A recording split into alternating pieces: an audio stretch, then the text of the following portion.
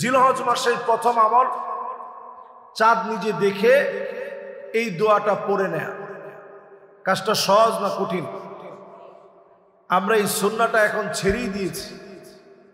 যদি মেঘাচ্ছন্ন আকাশের কারণে দেখতে না পারেন, অন্তত আপনি ছাদের উপরে উঠলেন, ট্রাই করলেন, যতটুকুন চেষ্টা আপনি করছেন চাঁদটা দেখার জন্য, দোয়াটা তখন পড়লেন।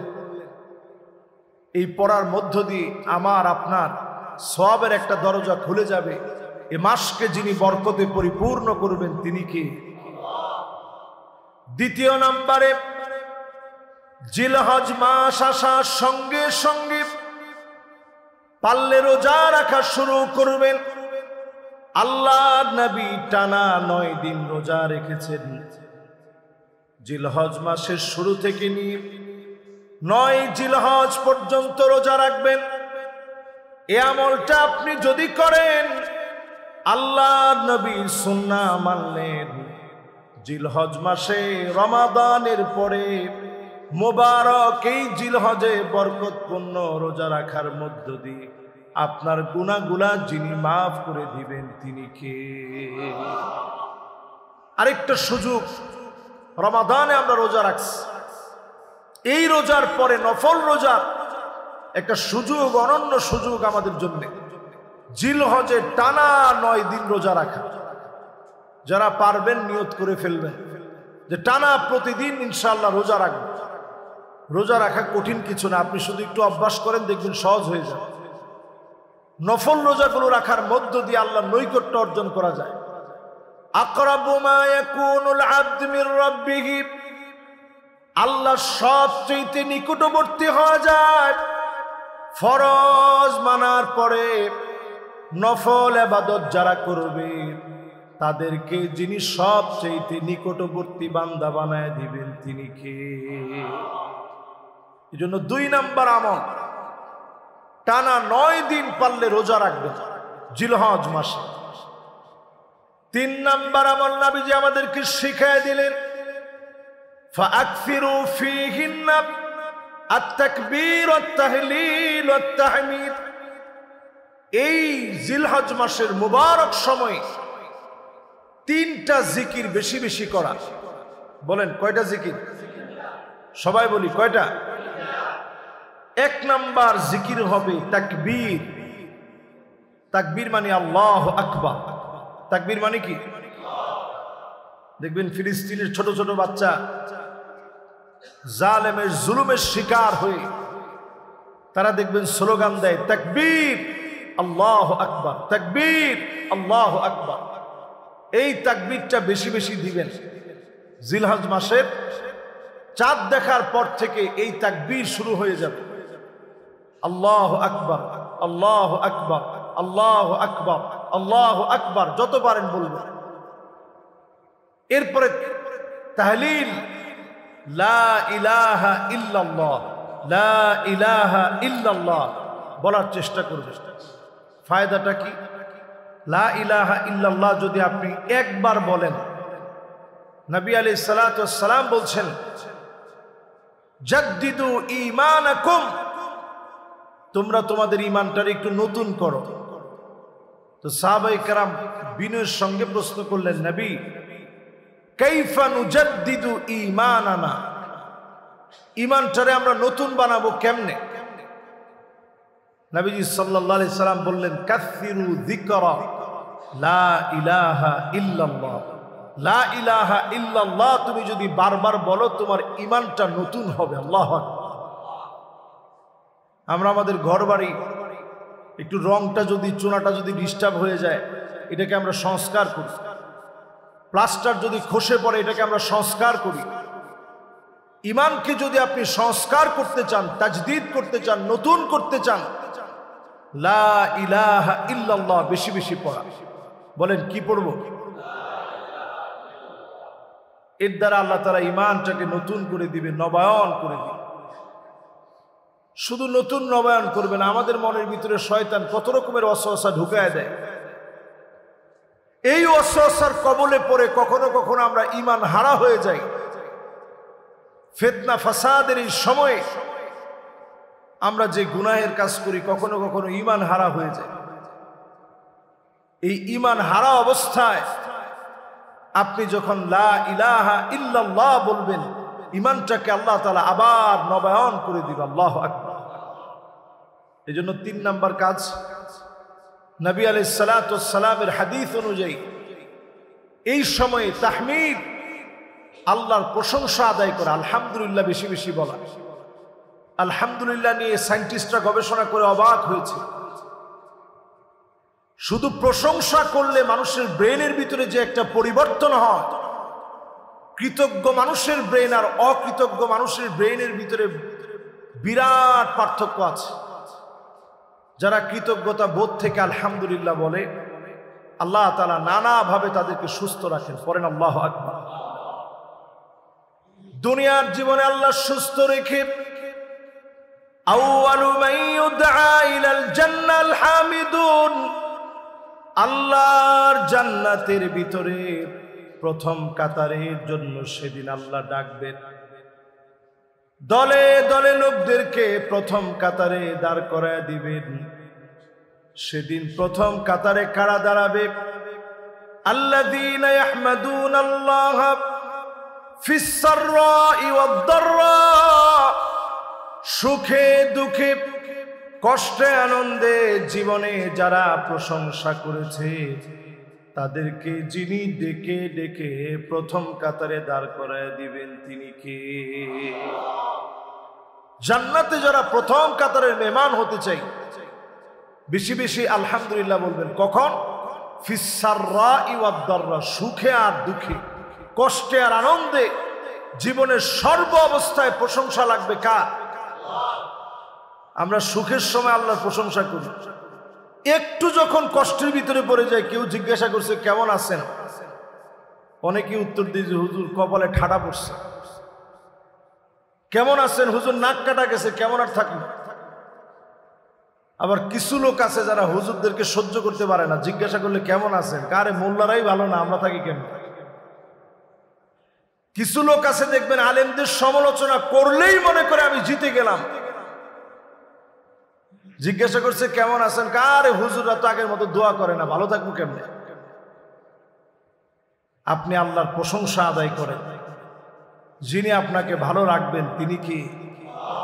মুমিনের জীবনে মুমিন কখনো খারাপ থাকে না।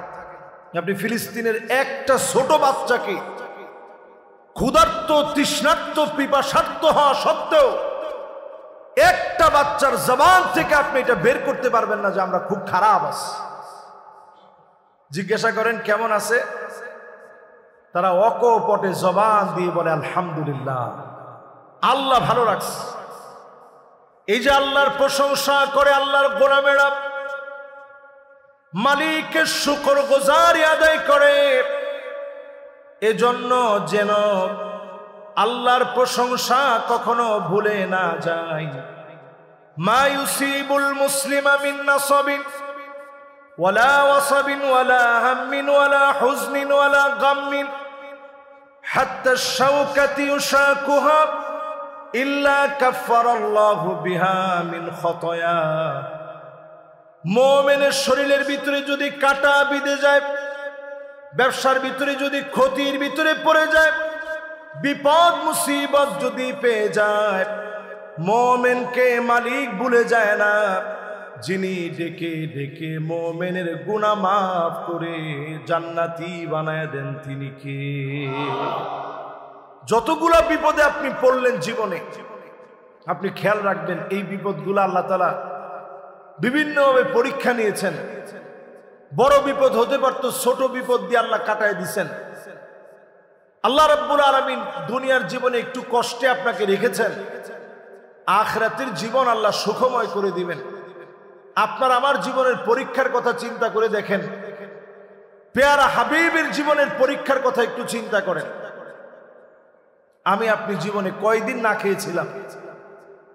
নবীজির জীবনে প্রায় সময় ফজরের নামাজ পড়ে নবীজি আসতেন, এসে প্রশ্ন করতেন ঘরের ভিতরে কি কোনো খাবার আছে? আম্মা জানরা এক বাক্যে উত্তর দিতেন, নবী ঘরের ভিতরে কোনো খাবার নেই। নবীজি রোজা রেখে ফেলতেন। ক্ষুধার্ত অবস্থায় একটু পানি খেতে পারে নাই, এক ঢোক পানি নবীজি খায় নাই, একটা খেজুর পর্যন্ত খেতে পারে নাই। এই দুনিয়ার সর্বশ্রেষ্ঠ মানুষ, সমস্ত নবীদের সর্দার হওয়ার পরেও এক ঢোক পানি তিনি খেতে পারে নাই। এরপরও একবার আল্লাহরে বলে নাই যে আল্লাহ এই কষ্ট আমারে কেন আপনি দিলেন, কারণ নবীজি জানেন এই কষ্টের কারণে উম্মতদেরকে যিনি সুখে রাখবেন তিনি কি। আজকের আরবের দিকে তাকায় দেখেন, এই বিলাসী জীবন, কোনো কিছুর অভাব নাই। এগুলো নবীদের অবদানের কারণে, পরীক্ষায় সবরের কারণে আল্লাহ দিয়েছেন। যেই ঘরটার সামনে আমরা প্রদক্ষিণ করি, কাবাকে তাওয়াফ করি, এই ঘরটা যখন প্লাবনের পরে যখন একটা সাইড যখন ঢুকে গিয়েছিল, আল্লাহ পাক এই ঘরটাকে পুনর্নির্মাণ করাবেন। ইব্রাহিম আলাইহিস সালামরে বললেন তুমি তোমার সন্তানটারে রেখে আসো। ৮৬ বছর পরে সন্তান হয়েছে, বলছে যাও রেখে আসো। ইব্রাহিম আলাইহিস সালাম স্বীয় সন্তানকে যখন রেখে আসতেছেন, কলিজার ভিতরে টান লেগে গেছে। আল্লাহ আমি রেখে চলে যাচ্ছি। বারবার হাজার আলাইহিস সালাম জিজ্ঞাসা করছেন আমি কি আপনার সাথে কোনো অন্যায় করছি, যে অন্যায়ের কারণে আপনি রেখে চলে যাচ্ছেন? নবী ইব্রাহিম আলাইহিস সালাম কোনো কথা বলেন না। হাজার আলাইহিস সালাম বললেন আমি কি আপনাকে ব্যথা দিয়েছি? কোনো জবাব নাই। আমার কোনো ব্যবহারে আপনি কষ্ট পেয়েছেন? কোনো জবাব নাই। এবার যখন নবী ইব্রাহিম আলাইহিস সালামকে প্রশ্ন করা হলো, আল্লাহ পাক কে আপনাকে অর্ডার করেছে মরু প্রান্তে রেখে যেতে? নবী ইব্রাহিম আলাইহিস সালাম চুপ থাকতে পারে নাই, জবাব দিলেন হ্যাঁ আল্লাহ আমাকে অর্ডার করেছে। হাজার আলাইহিস সালাম বললেন শোনো প্রাণের স্বামী, ইদান লা ইউদাইউনি আল্লাহ, যদি আল্লাহ অর্ডার করে থাকে মরু প্রান্তে সবাই সবারে ভুলে যেতে পারে। স্বামী তার স্ত্রীরে ভুলে যেতে পারে, স্ত্রী তার স্বামীকে ভুলে যেতে পারে।